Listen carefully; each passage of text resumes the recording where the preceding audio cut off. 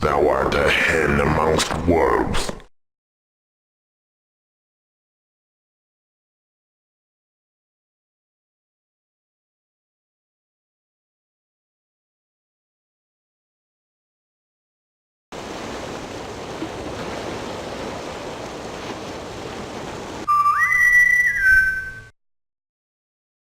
The ship's head. Toilets did not exist on sailing vessels in the early 1700s. When sailors had to relieve themselves, they went to the head, short for the figurehead, at the front or bow of the ship. At the head one would climb over the gunwale, and clinging to lines or railings hang out over the ocean to do one's business. With one's ship crashing through waves in high seas, this otherwise simple act could assume an aspect of adventure.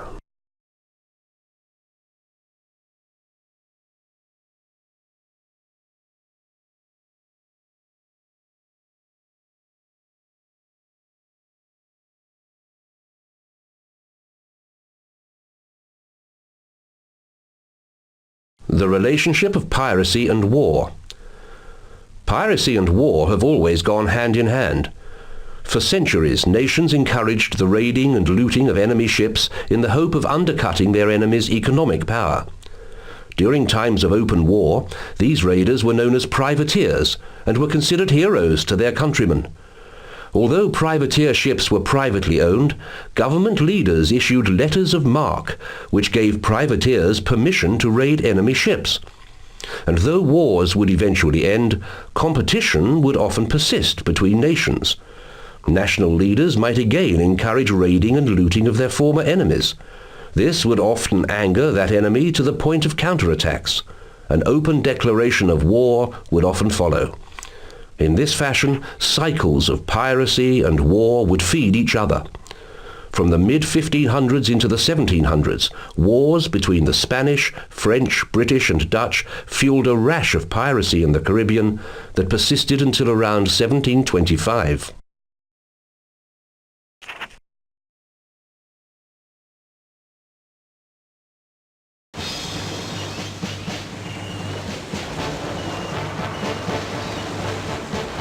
We don't see anybody to attack, Captain!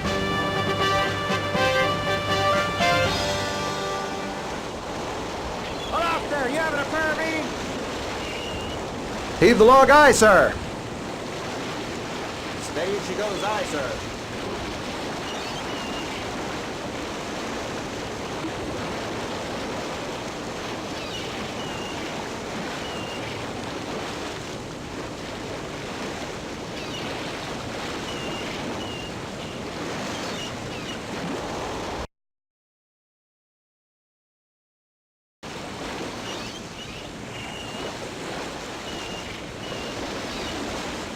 We don't see anybody to attack, Captain! Here's my report, Captain! Aye, sir.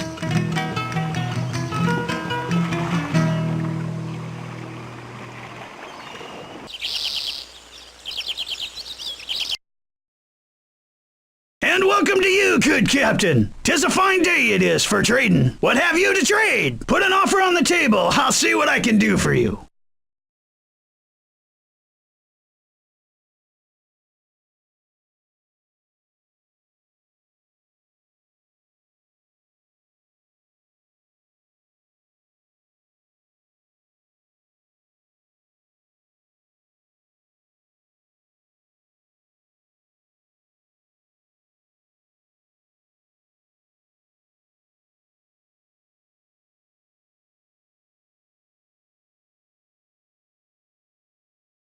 Thanks just the same, but I've no need for that. Have you anything else you'd like to trade? When I think of how hard you must have worked for this, you know, I think we're very much alike.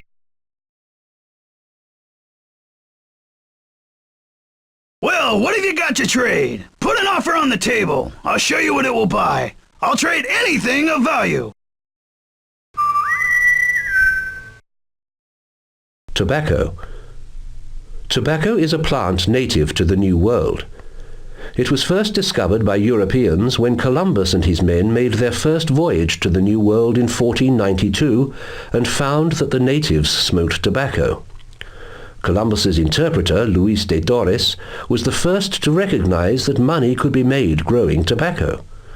When Columbus returned to Spain to announce his discovery of the New World, de Torres settled in the Caribbean to grow tobacco.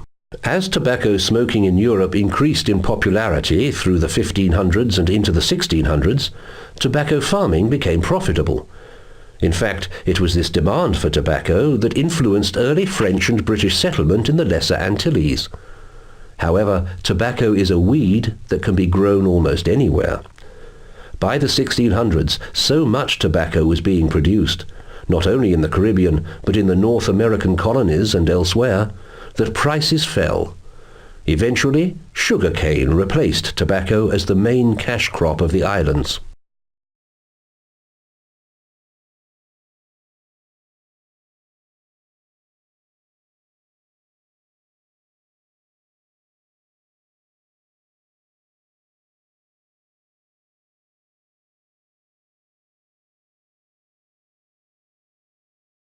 Bah! Go on, off with you now! Come back when you've intent for honest commerce!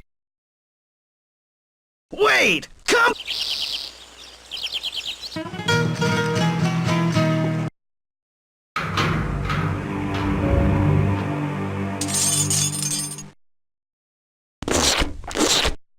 You'll be staying with us a while, will you? What a pleasant surprise! I think you'll find the company quite stimulating. The top bunk is mine.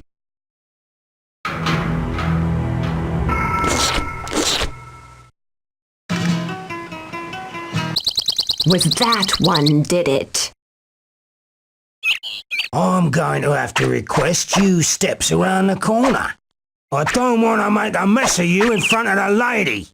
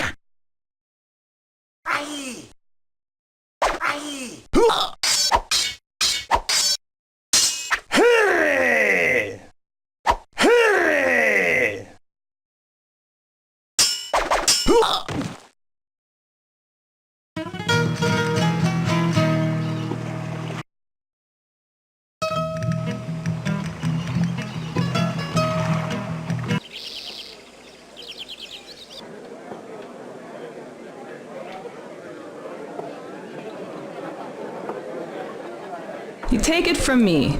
You want happiness and best luck for success? Don't listen to anybody's advice.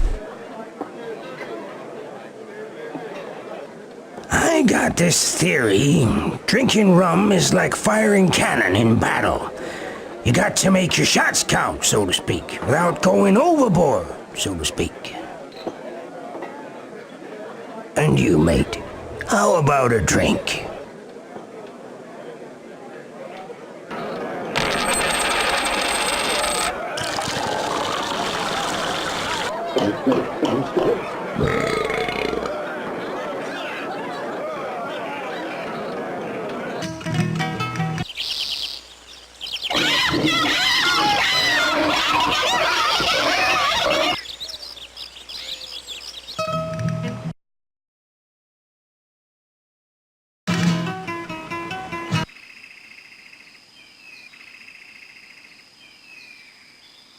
This port has seen many riches, much treasure. Of course, this is all for the glory of Spain. Still, Cartagena is a good town to be el gobernador, the governor. I cannot complain. Cartagena. Cartagena was one of Spain's main ports for shipping New World riches back to Spain. Spanish vessels would stop in Cartagena to bring supplies from Europe to the Spanish colonists and to load up with emeralds, gold, pearls, tobacco and coffee. From Cartagena, the Spanish fleet would then proceed on to Portobello.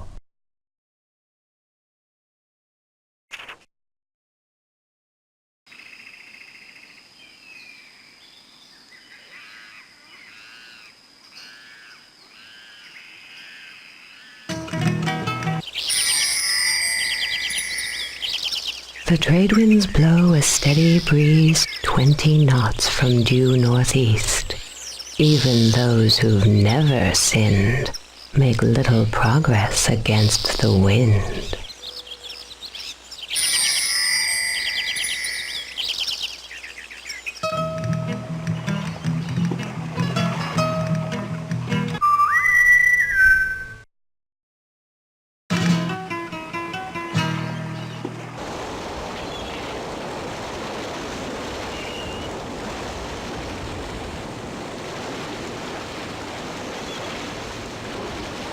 Crow's Nest reports a ship sighting, Captain!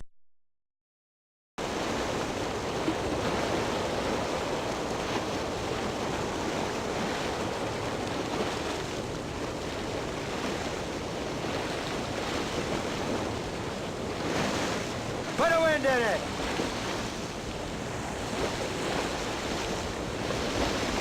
Steady as she goes, aye, sir!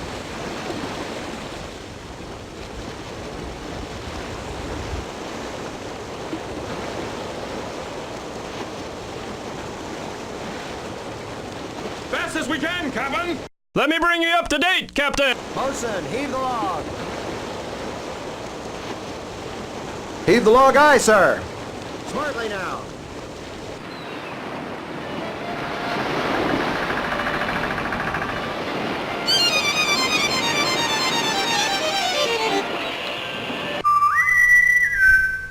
Musicians. Some of the more popular members of a pirate crew were the musicians. Not only would musicians delight their fellow crewmen by playing music during meals or times of boredom, but they would also play aggressive music when in battle to intimidate their enemies.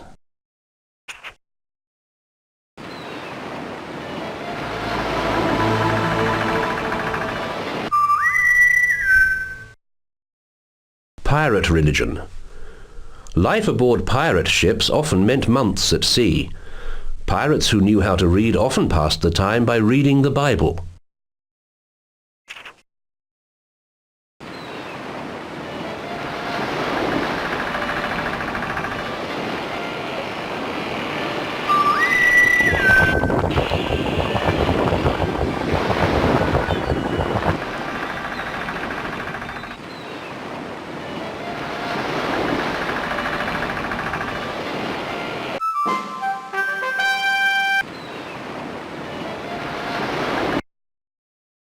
Deck. The hull is divided vertically by a series of decks. The main deck provides a watertight covering for the interior of the hull. Below the main deck there are other decks. The poop deck is a raised deck section in the stern of the ship from where the ship is steered. This was typically officers' territory and strictly off-limits to low-life seamen.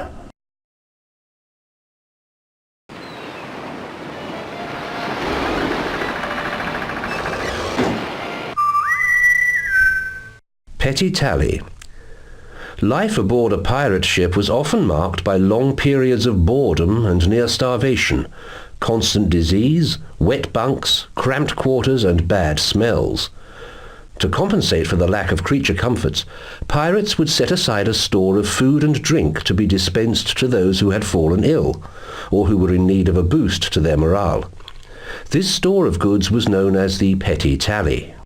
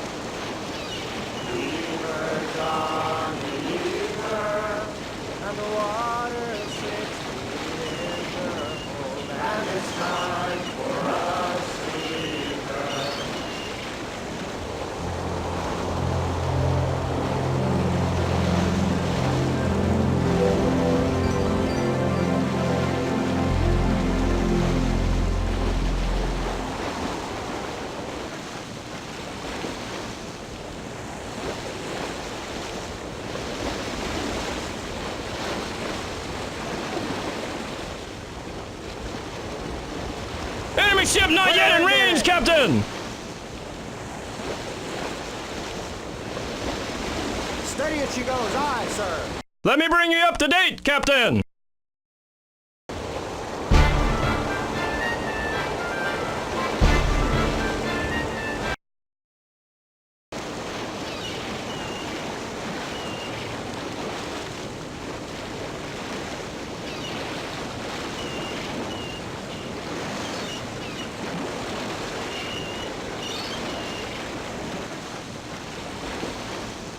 Way off.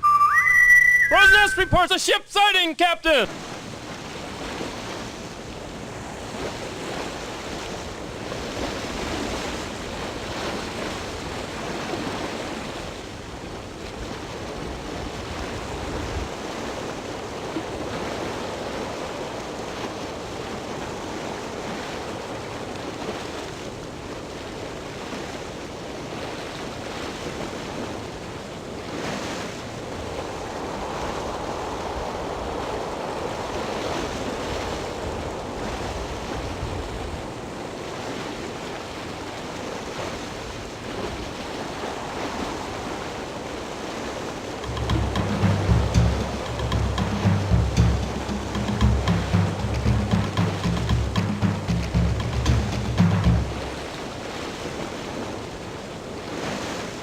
Bosun, heave the log.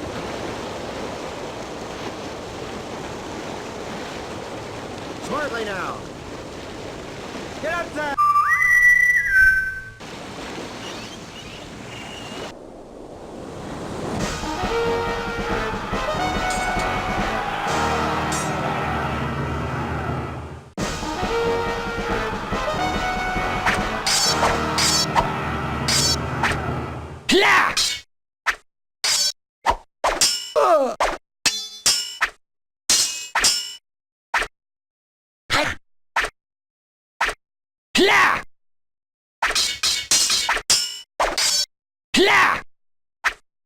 Nom de Dieu!